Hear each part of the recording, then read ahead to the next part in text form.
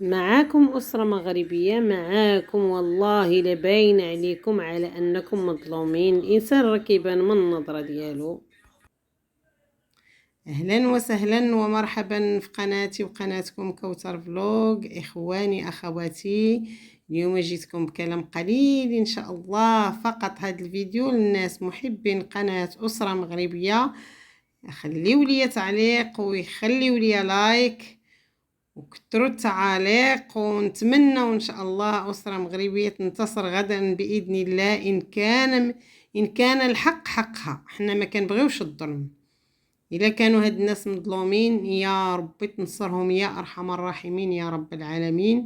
وكلنا أسرة مغربية، لبنى، يسرى، فاطمة الزهراء، أسرة مغربية بأكملها. الله ينصرهم على الحق، تنقولوا على الحق يعني. إلا ما ظلموش هاد السيدة وعدة الناس اللي طلعوا بشكايات، وهذا الناس اللي بغاو البهتان والظلم، الله ينصر الحق وصافي. هادشي اللي غنقولوا، والله يهدي ما خلق، والله يرزقنا المطار لان الناس ولاو تيكذبوا بزاف. يا ربي ترفع علينا هاد الامراض وترزقنا المطر يا رب يا رب يا كريم. الى اللقاء في فيديو مقبل باذن الله.